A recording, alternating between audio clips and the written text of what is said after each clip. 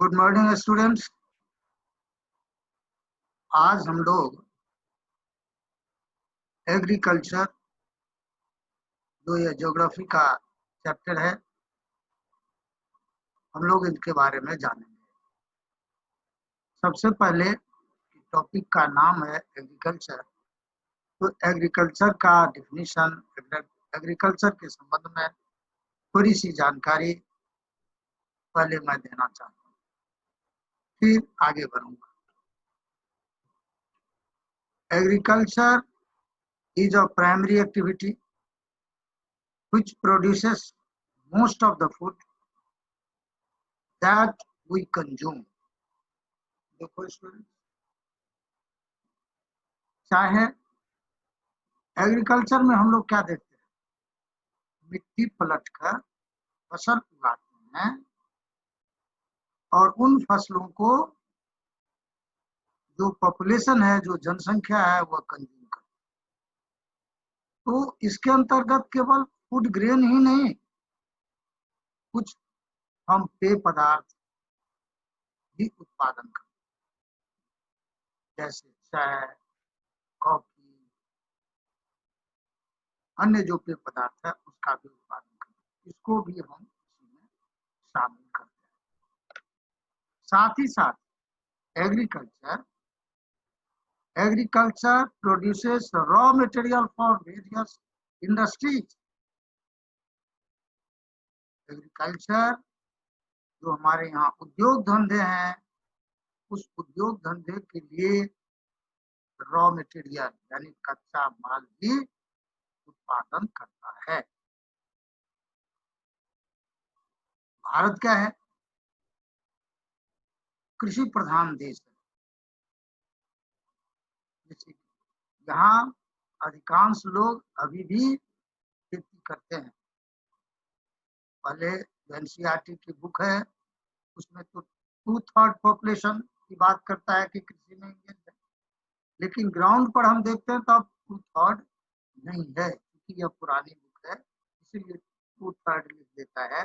लेकिन 50% से अधिक आबादी अभी भी कृषि पर आश्रित है, कृषि में लगी हुई रहती है आबादी। तो अब यह जो कृषि है, यह प्राचीन काल से, आज से नहीं, प्राचीन काल से यह कृषि भारत के लोग करते आ रहे हैं। यह जो कृषि, अब आज जो हमारा मुख्य बिंदु रहेगा वह रहेगा टाइप ऑफ फार्मिंग। भारत में कितने तरह की फार्मिंग की जाती है, यह हमारा मुख्य है, जो सीबीएसई के इम्तिहान में बराबर पूछा जाता है। इसको देखो, in different parts of India the following farming system are practice. Bharat के विभिन्न हिस्सों में हम क्या देखते हैं, विभिन्न तरह की फार्मिंग। अब कौन कौन सी फार्मिंग है, इस पर हम देख लेते हैं। सबसे पहला जो है सबसिस्टेंस फार्मिंग, और दूसरा जो है वह कॉमर्शियल फार्मिंग। सबसिस्टेंस फार्मिंग का मतलब क्या है, हिंदी में, जो हमारे यहाँ हिंदी में भी कुछ बच्चे बैठे हुए हैं, सबसिस्टेंस फार्मिंग का मतलब निर्वहन कृषि। निर्वहन कृषि का मतलब वैसी कृषि जिसको केवल हम ऐसी फसल उगाते हैं, ऐसी कृषि में जो कि हम केवल उसको खा जाते हैं, कंज्यूम कर जाते हैं। व्यापार इससे निश्चित रूप से इसे व्यापार के लिए बचता ही नहीं। दूसरी बात है कि कॉमर्शियल फार्मिंग में ग्रेन भी उगाते हैं, मिक्स फार्मिंग भी करते हैं, प्लांटेशन करते हैं और बड़े पैमाने पर करते हैं, और यह कृषि मुख्य रूप से व्यापार के लिए की जाती है। तो पहले हम फार्मिंग को दो भाग में बांट देंगे, दो पार्ट में डिवाइड करेंगे, सबसिस्टेंस फार्मिंग और कॉमर्शियल फार्मिंग। अब जो सबसिस्टेंस फार्मिंग है उसको हम फिर subsistence farming is also divided into 2 parts, intensive farming और प्राइमेटिव फार्मिंग। पहले प्राइमेटिव इसके बाद इंटेंसिव। प्राइमेटिव से हम चलते हैं, चूंकि पहले प्राइमेटिव, तो पहले कैसे कृषि होती है प्राइमेटिव में? प्राचीन काल में यह बहुत ही, और भारत में यह जो प्राइमेटिव फार्मिंग है अभी भी प्रैक्टिस हो रही है, लेकिन अब उसका समय, यानी समय क्या हुआ, अब पॉपुलेशन अधिक है, क्योंकि उतनी जमीन कहाँ होगी जो लोग केवल प्राइमेटिव फार्मिंग करते रहेंगे। लेकिन अब प्राइमेटिव फार्मिंग अभी भी भारत में कुछ जगहों पर होती। अब देखो, प्राइमेटिव सबसिस्टेंस जो फार्मिंग है वह छोटे सी जमीन, छोटे छोटे प्लॉट बनाकर, तो प्राइमेटिव पीपुल कैसे करते थे? प्राइमेटिव पीपुल करते थे जंगल, पहले तो जंगल अधिक जगह पर, उन जंगलों को साफ कर देता था। जंगल को साफ कैसे करते, यह दिमाग में रखना पड़ेगा। जंगल जहाँ पर जंगल कम घना, कम वृक्ष वहां लगाओ, वैसी जगह को, वैसे जहाँ पर कम पौधे होते थे वैसी जगहों पर पौधों को काट करके और पेड़ों को काट दिए जाते थे और खेत बना दिए जाते थे। जड़, उसका जो मूसला जड़ होता था, रूट होता था, उसको बाहर निकाल देता था और एक जगह रख के उसको जला दिया।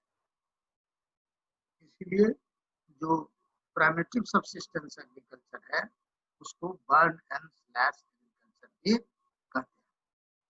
अब यह जो प्राइमेटिव है एग्रीकल्चर, उसको उस समय में क्या था, साइंस और टेक्नोलॉजी का तो डेवलपमेंट हुआ नहीं था, तो वो लोग, उनके पास जमीन को मिट्टी खोदने वाला डिगिंग स्टिक होता था, फावड़ा होता था, जिसको हाथ से डाओ होता था, वो होता था, यह सब नाम है जो प्राचीन एक तरह से इंस्ट्रूमेंट को खेती करने का। और जो अपने परिवार के लोग होते थे वो सब मिल करके खेती करते, अनाज उगाते थे, और अनाज उगाते थे उसको खाते थे। और कभी कभी क्या होता था कि मान लो कि एक फैमिली दूसरे फैमिली की कम्युनिटी लेबर, मतलब कम्युनिटी लेबर के बेसिस पर, या तो अपने फैमिली और नहीं तो कम्युनिटी लेबर। कम्युनिटी लेबर क्या है, उस समय में क्या था कि यदि एक परिवार का आज कृषि करना है तो दूसरे फैमिली के लोग भी उसमें आ जाते थे और सब कोई मिलकर उस कार्य को पूरा कर। दूसरे दिन या और आने वाले समयों में उस फैमिली के लोग भी उसके पास चले जाते और खेती, कुछ ऐसा होता था, कुछ खेती सम्मिलित होता था जिस पर सब कोई मिलकर फसल लगाते। तो यह होता था कि प्राइमेटिव पीपल इस तरह से खेती। लेकिन आज जो बड़े बड़े लैंड दिखाई पड़ते हैं वैसा नहीं, चूंकि उस तरह से लैंड होता था लेकिन small small patches. This type of farming depend upon monsoon. उस समय में तो साइंस और टेक्नोलॉजी नहीं था जो पंपिंग से और जमीन के अंदर से पानी निकालता, नहर की व्यवस्था करता, तो वर्षा होती थी तो फसलें होती थी, वर्षा नहीं आती थी तो फसलें नहीं लगाई जाती थी, क्योंकि फर्टिलाइजर की व्यवस्था नहीं थी। तो जमीन में जो फर्टिलिटी होती थी उसी के बेस पर लोग फसल लगाते थे। 1 साल 2 साल 3 साल तक फसल जिस जगह पर लगा लेते थे उस जमीन की फर्टिलिटी खत्म हो जाती थी वहां, या फर्टिलिटी खत्म होने से मेरा मतलब है कि पहली बार जो फसल लगाया तो अच्छी फसल हुई, उसके बाद जो लगाया तो उससे कम, और धीरे धीरे जो उसमें फसल की मात्रा कम होती जाती थी। और इसके बाद वह क्या करता था, वह समझ जाता था कि मेहनत अधिक लग रही है, अब यहाँ उपजा कम हो रहा है, तो उसको छोड़ करके वे दूसरी जगह चले जाते, और दूसरी जगह जाने के बाद फिर सेम प्रोसेस अपनाते थे, जहाँ पर पेड़ को काट कर उसके तने को जलाकर है, और फिर वहां कृषि का प्रोडक्शन शुरू करते। तो एक जगह से चूंकि दूसरी जगह कुछ वर्षों के बाद वे खेती करना प्रारंभ करते थे और पहली जमीन को वैसे ही छोड़ देते थे, इसीलिए इसको कहते थे शिफ्टिंग एग्रीकल्चर। क्या कहते हैं? Shifting agriculture. अब इसको जो डिफरेंट नेम्स के नाम से जाने जाते हैं।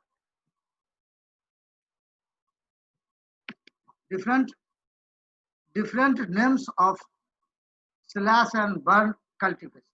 यह जो स्लैश एंड बर्न कल्टीवेशन था, इसका विभिन्न नामों से जाना जाता है। भारत के कुछ हिस्सों में अब घर है जहाँ पॉपुलेशन कम होगी, स्वाभाविक बात है, वहां पर इस तरह की अभी भी कुछ की जाती है, जैसे पर्वतीय क्षेत्र है, पठारी क्षेत्र है, जो इलाका जंगली इलाका है, हाँ, कुछ ट्राइबल बेल्ट है, वैसे इलाकों में इस तरह की कृषि अभी भी की जाती है। जैसे नॉर्थ ईस्टर्न स्टेट्स में उसको झूमिंग कहते हैं, है वही शिफ्टिंग एग्रीकल्चर का नाम ही झूमिंग एग्रीकल्चर, या उसको प्राइमेटिव एग्रीकल्चर भी कहते हैं। लेकिन चूंकि जगह जगह पर अब जैसे भाषाएं हैं, बोली है, कुछ जगह जो आदिवासी या जो वहाँ के दूसरे लोग भी है, वो वहाँ अलग अलग भाषाएं बोलते हैं, उसको अलग अलग नामों से का नाम लेते हैं।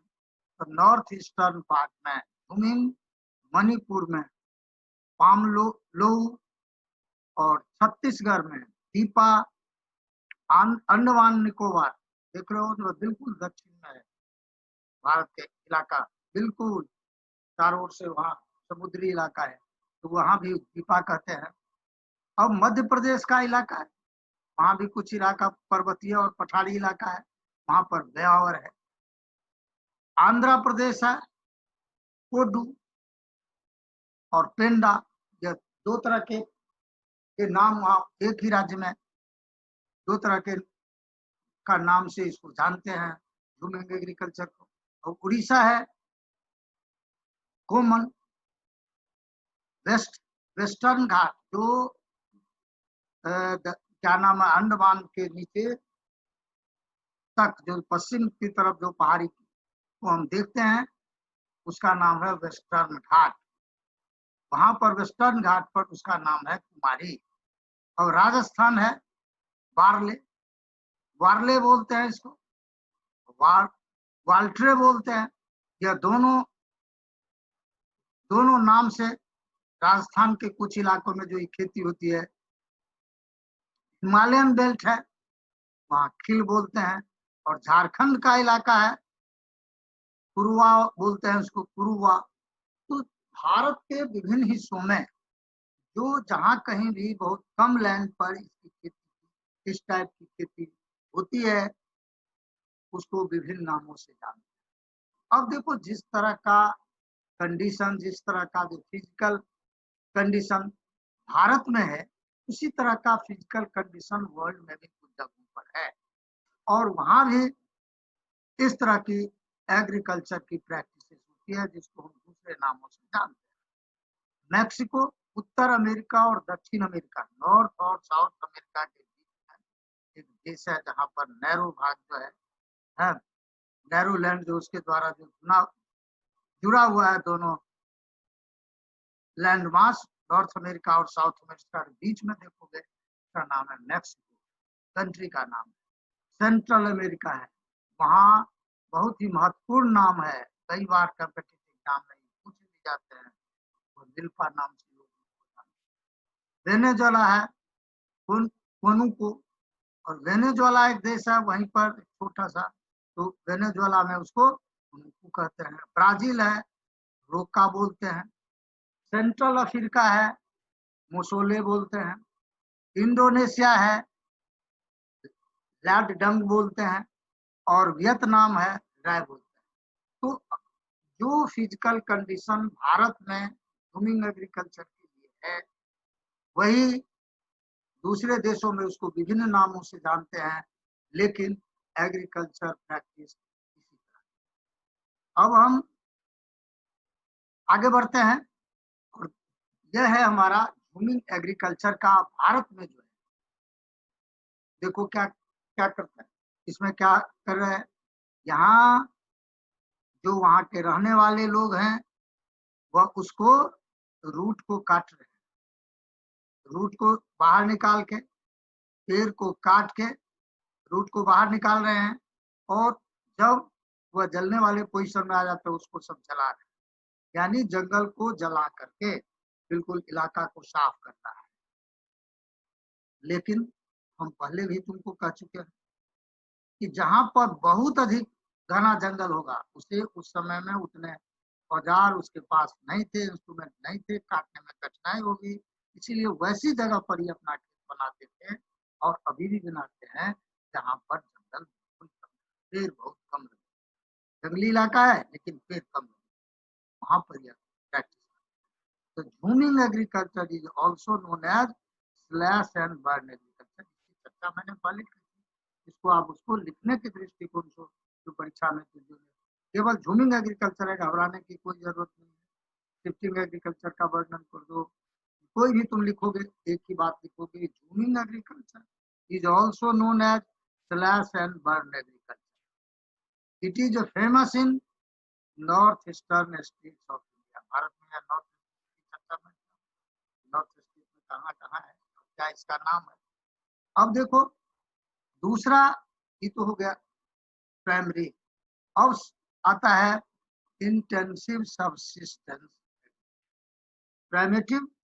अब दूसरा जो एग्रीकल्चर है सबसिस्टेंस, जिसके लोग ऐसी फसलों का उत्पादन करते हैं जो क्या होता है उसको खा जाते हैं, कंज्यूम कर जाते हैं।